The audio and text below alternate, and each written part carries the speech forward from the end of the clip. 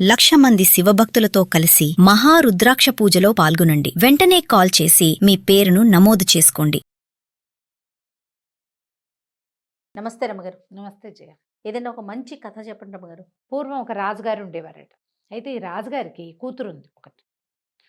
ఆ, ఈయనకి చుట్టుపక్కల రాజ్యాల మీదకి వెళ్ళిపోయి రాజ్యకాంక్ష, ఇంకా ఏదో పెద్దదిగా చేసేయాలి సామ్రాజ్యాన్ని అని కోరిక. కూతురు అత్యాశ అనేది ఆ అమ్మాయి. ఎందుకంత ఆశ? మనకి ఇంత పెద్ద రాజ్యం ఉంది, ఇది చాలు. దీన్ని సుభిక్షంగా చెయ్యి, వీళ్ళని బాగా ఉంచాలి. నువ్వు ఎప్పుడు ప్రాణాలకి ఇచ్చేసి అక్కడెక్కడికో వెళ్ళి ఎవరినో ఎందుకు? అత్యాశ. అంటే ఈ రాజు అనేవాడు ఇలా చేయవలసిందేనని రాజుగారు అనేవాడు. కూతురికి నచ్చేది కాదు. అయితే పిల్లకి యుక్త వయసు వచ్చింది. పిల్ల చిన్నప్పటి నుంచి అవే భావాల్లో ఉంది. ఇప్పుడు యుద్ధం అంటే ఏమిటి? యుద్ధం ఈజ్ ఈక్వల్ టు మరణం. అంతే. ఎవరో ఒకళ్ళు కొంతమంది చచ్చిపోతే కానీ అవతలలో ఉన్న ఆస్తి వీడి సొంతం అవ్వదు కదా. పెద్ద పెద్ద యుద్ధాలు కాకపోతే చిన్న చిన్నవి, ఓ స్థలం కావాలి మనకి, వాడు మనము కొట్టుకుంటాం. వాడి తలైనా పగలాలి, మన తలైనా పగలాలి. వాడి తల పగిలితే స్థలం అందవుతుంది. చివరికి ఆస్తి ఈజ్ ఈక్వల్ టు తల పగలటం. అంతే. అంతే కదా. ఎవరో ఒకళ్ళు మోసపోవాలి లేదా దెబ్బతినాలి. ఆ అమ్మాయికి నచ్చేది కాదు. ఇక అట్లా కంటిన్యూ అయ్యింది. కొంచెం 18 ఏళ్ళు అలా వచ్చాక అమ్మాయికి ఈడు వచ్చింది, పెళ్లి చేద్దాం అనుకున్నారు. ఆ అమ్మాయి ఏమందంటే, నేను స్వయంవరం చాటించండి, నాకు స్వయంవరమే నేను నా అంతటి నేను వరిస్తానంది. వాళ్ళ ఇంట్లో పెద్దగా లేదు, కానీ ఆయన అపచెల్లెళ్ళకి వాళ్ళే సంబంధాలు చూశారు. కానీ ఆయన ముందు తరాల్లో ఉన్న మేనత్తలు వాళ్ళు స్వయంవరాలేట. అందుకని సరే చేద్దాం అనుకున్నాడు. అయితే ఈ అమ్మాయి ఏమందంటే, స్వయంవరం అంటే నేను ఊరికే అబ్బాయిలు అందచందాలు చూసి తీసుకోను, నేను ఒక కథ చెప్తా, కథకిలో ఒక ప్రశ్న ఇస్తా, ప్రశ్నకి సరైన సమాధానం చెప్పిన వాడినే నేను వరిస్తాను. ఓహో.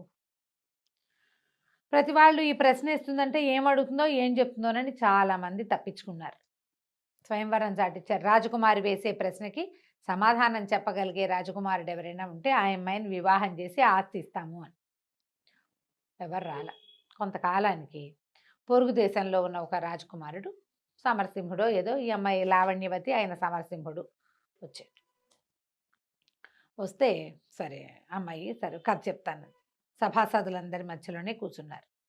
ఆ అమ్మాయి కూడా కొంచెం అంతఃపుర కన్య కాబట్టి ఏదో చిన్న దీని లాంటిది వేసి ఆడ కూర్చోబెట్టారు. కూర్చోబెడితే అమ్మాయి కథ చెప్తుంది. అందరూ వింటున్నారు, రాజుగారు అందరూ వింటున్నారు. ఏం చెప్పిందంటే, పూర్వం ఒక సుల్తాన్, ఒక రాజు ఉండేవాడు. ఆయన చాలా యుద్ధాలు చేసి చాలా రాజ్యాలని కొల్లగొట్టాడు, చాలా రాజ్యాలని సొంతం చేసుకున్నాడు. ఈ క్రమంలో ఆయన కొంచెం ఆటవిక జాతులు ఉన్న రాజ్యాల వైపు వెళ్ళాడు. వాళ్ళల్లో ఒక ప్రత్యేకమైన రాజు ఒక ఆయన ఉండేవాడు. ఔగ్రిస్ లాంటిది ఏదో ఒక చిత్రమైన పేరు, ఆటవిక రాజు. అతను వీళ్ళకి లొంగల. ఇప్పుడు కొన్ని రాజ్యాలు జయించేసరికల్లా వాటికి దగ్గరలో ఉన్న రాజ్యాల వాళ్ళకి ఈ గోలంతా ఎందుకు, లొంగేమో అని చెప్పేస్తే సరిపోతుందని వాళ్ళంతటి వాళ్ళు దిగిపోతారు. గొడవకి దిక్కండానే మీ తాలూకు గొప్పతనాన్ని మేము ఒప్పుకుంటున్నాము అని. అలా ఒప్పేసుకున్న వాళ్ళు కొంతమంది ఉన్నారు. ఇతను ఈ ఆటవిక జాతికి చెందిన రాజు మాత్రం ఒప్పుకోలేదు. ఒప్పుకోకపోతే చాలా యుద్ధం చేశారు. వాళ్ళకి ఏంటంటే, అడవుల చాటు నుంచి విషపు బాణాలు వేయటం వాళ్ళ పంధ.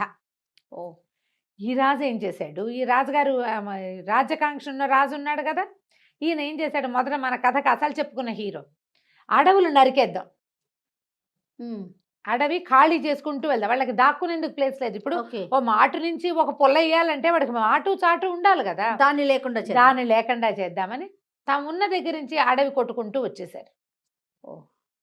అడవి మొత్తం ఖాళీ అయిపోయింది, బంజరు బయలు వాళ్ళ ఇళ్ల దాకా వెళ్ళిపోయింది. వీళ్ళు యుద్ధం చేయాలి, అడవి నరికేయటమే వీళ్ళ పని. దాంతో ఆ బంజరులో వాళ్ళు యుద్ధం చేయలేకపోయారు. వాళ్ళకి చాటు నుంచి యుద్ధం చేసే ఆటవిక జాతి పద్ధతి అది. సింహాల్ని పుల్లుల్ని కూడా కొట్టేస్తారు వాళ్ళు. లేళ్లను వేటాడటం వాళ్ళ అలవాటు కదా. వేట ఎప్పుడు చేయగలుగుతారు? బాహుబాహవి సినిమాల్లో లాగా యుద్ధాలు చేయరు వేటల్లో.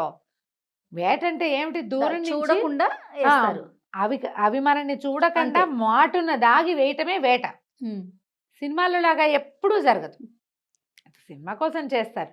వీళ్ళకి చాటే లేకపోయేసరికల్లా వీళ్ళకి ఏమంటారంటే, ఆ లోపల ఉండాల్సిన కాన్ఫిడెన్సే పోయింది.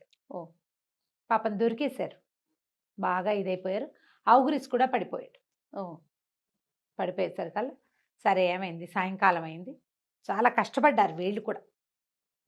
మొదటి రాజు కూడా చాలా కష్టపడ్డాడు యుద్ధానికి, అయినా కానీ మొత్తానికి గెలిచారు. అయితే సాయంకాలం చీకటి పడే వేళకి ఆయన ఎంతమంది చనిపోయారు, మన వాళ్ళు ఎంత, మా వాళ్ళు ఎంత అని వెతకడానికి బయలుదేరారు. ఈయన కొంత సైనికులు, తర్వాత ఏమో సైన్యాధిపతి, ఆయనకు సలహాదారులు ఇద్దరు సాదా బట్టల్లో వెళ్తుంటే శవాల మధ్యలో ఒక భయంకరమైన నల్లటి ఆకారం ఎత్తుగా ఉన్నవాడు ఒకడు ఉన్నాడు. వాడు శవాల మధ్యలో తిరుగుతుంటే ఏంటి వీడెవడు, ఎక్కడి నుంచి వచ్చాడు, ఏంటి వీళ్ళేం చేశారు, యుద్ధం అయిపోయింది కదా, బాణాలు బీణాలు కత్తుల్లో కటార్లు ఏదో సాదా గుడ్డల్లో వచ్చారు వీళ్ళు. మామూలుగా యుద్ధము ఎవరినైనా ఎదుర్కోవాలంటే ఒక కత్తి డాలు ఒక కవచము కావాలి కదా. కొంచెం తెల్లబోయారు, భయపడ్డారు కూడా. అయితే సైన్యాధ్యక్షుడు ఏం చెప్పాడంటే, అట్లా కాదు ప్రభు, ఇదంతా ఆటవికపు ఇది కదా, ఇక్కడ నరమాంస భక్షకులు కొంతమంది ఉన్నారు, వీడెవడో ఆ జాతికి చెందినవాడు. అంటే వీళ్ళు వస్తుంటే అతను అటు ఇటు తిరుగుతున్నాడు కానీ వీళ్ళ వైపు చూడలేదు. అయితే రాజుకి అతన్ని మాట్లాడాలనిపించింది. అతనితో దగ్గరికి వెళ్ళి ఎవడెవరా నువ్వు అన్నాడు. మాంసం కోసం చూస్తున్నా అని చెప్పాడు. నువ్వు నరమాంసపక్షుడికి అయితే ఇన్ని శవాలుంటే ఏదో ఒకటి పుచ్చుపోక ఇక్కడే తిరుగుతున్నావు ఎందుకురా అన్నాడు. అంటే వాడు సమాధానం చెప్పాడు, అంటే ఎవరో చాలామందిని తినడానికి చంపి పడేసుకున్నారు, మరి వాళ్ళలో బతుకున్న వాడిని ఎవరినైనా కదా నేను చంపగలిగేది, వెతుకుతున్నాను అన్నాడు. అనేసరికి రాజు గర్వంగా అనవాడు, వీళ్ళందరినీ చంపింది నేనే అన్నాడు. ఇందరిని ఏం చేసుకుంటావు నువ్వు, ఒకడుంటే చాలదా నెల రోజులకి అని అడిగాడు. ఒక్కడిని నెల రోజులు తింటే సరిపోతుంది, ఇంతమందిని ఏం తింటావురా, నువ్వు చూస్తే ఒక్కలు ముక్కలుగా ఉన్నావు. బక్కటివాడు రాజు సామాన్యంగా ఉంటాడు, వాడేమో అమ్మశక్తి ఉన్నట్టున్నాడు, వాడికి ఒక మనిషి నెల రోజులు సరిపోతాడు. అనేసరికల్లా రాజు అన్నాడు, నేను రాజ్యం పెంచుకోవడానికి చాలా ప్రయత్నం చేశానంటే పక్కపక్క నవ్వాడు నరమాంస పక్షుడు. నవ్వి వెళ్ళిపోయాడు. ఒక్క శవాన్ని కూడా తీసుకెళ్ళాల, నడిచిపోయాడు. వాడు నడుస్తుంటే భూమి అదిరిపోతోంది. వీళ్ళు 10 మందికి భయం కల్పించేంత ఉన్నాడు వాడు. ఒక్క శవాన్ని కూడా తీసుకోలే. ఓకే, నడిచి వెళ్ళిపోయాడు. ఈ అమ్మాయి అడిగింది రాజకుమార్తె, ఇట్లా వెళ్ళిపోయాడు ఎందుకు నవ్వాడు నరమాంస పక్షకుడు. సభలో పిన్ డ్రాప్ సైలెన్స్ అయిపోయింది. అందరికీ ఒక గుబులు. ఎలా, ఒక యుద్ధ భూమి, అన్ని చచ్చిన శవాలు, వాటి మధ్య ఒక నరమాంస భక్షకుడు, ఒక రాజు వాడిని ఎదుర్కోవటం. మాట్లాడారు కదా, ఫైటింగ్ చేయలే. ఈ ప్రశ్నకి ఒక రకమైన దిగులు వచ్చేసింది, గుబుల్లా వచ్చిందనమాట. ఆ రాజకుమారుడు చెప్పాడు, ఈ అమ్మాయిని పెళ్లి చేసుకోవడానికి వచ్చినవాడు. సహజమే కదా, నరమాంస భక్షకుడైనా వాడు ఆకలిస్తే ఒక్క ప్రాణిని చంపుతాడు. రాజు యొక్క ఈ అతి ఆకలి చూసి వాడికి నవ్వొచ్చింది. కరెక్ట్. ఇంతమందిని పొట్టను పెట్టుకుని ఏం చేస్తావు, తినడానికి కూడా పనికొచ్చేది కాదు కదా ఇది. అందుకని నవ్వాడు. నరమాంస భక్షకులకి కూడా ఒక నీతి, ఒక నియమము ఉంటాయి, రాజ్యకాంక్ష, ఒక సంస్కృతి ఉంటుంది వాడికి. దీనికోసం ఇది అని చంపాల్సి వస్తే ఆకలేసి ఆహారం దొరక్కపోతే మనిషినైనా చంపి తినాలి వాడు. అంతేగాని తోచక మనుషుల్ని చంపడు, ఆశకి మనుషుల్ని చంపడు. ఇదేమంటారు దీన్ని? అనాగరికులు ఎవరు ఇక్కడ? నాగరికత అంటే ఏమిటి? మంచి బట్టలు వేసుకోవటమా? మంచి బుద్ధిని కలిగి ఉండటం. ఎంత సంపాదిస్తే మనకు సరిపోతుంది? నరమాంస భక్షకుల కంటే ఎక్కువ కదా ఆస్తులు పెంచేవాళ్ళు, వాళ్ళే నయం మనకంటే. క్యానిబల్స్ చాలా నయం. ఈ ఆస్తులు పెంచి అక్కడ ఇక్కడ ఇక్కడ అక్కడ ఎందరో చావులు, ఎందరో దుఃఖానికి కారణమయ్యేటువంటి ఆస్తుల ఎక్వైరింగు, ఇంకా సామ్రాజ్యాల్ని పెంచుకోవాలన్న ధోరణి, అదే అనాగరికత. దాంతో యువరాణికి చాలా నచ్చింది. నేను పెళ్లి చేసుకుంటానంది. యువరాణికి ఆ పక్క దేశపు రాజకుమారుడికి పెళ్లి చేశారు. ఆ తర్వాత ఇక రాణిగారి యువరాణి యొక్క తండ్రి ఏనాడు యుద్ధం పేరెత్తల. కూతురు ఆయనకి తెలియచేసేసింది, ఇది అనాగరికత. నీకు ఎవడైనా నీ మీదకి యుద్ధం వస్తే వాడి కోసం నువ్వు ఫైట్ బ్యాక్ చేయటం కోసమే నువ్వు సమాయత్తం చేసుకో. రాజ్యకాంక్షతోటి ఇంతమందిని చంపద్దు. నీ శక్తి చూపించు, చావులకి కారణం అవ్వకూడదు నువ్వు. ఎంత మంచి ఆలోచన చూడు. సూపర్. కథ కంచికి మనం ఇంటికి. చాలా బాగుంది రమ్మగారు, సూపర్. నమస్తే. నమస్తే.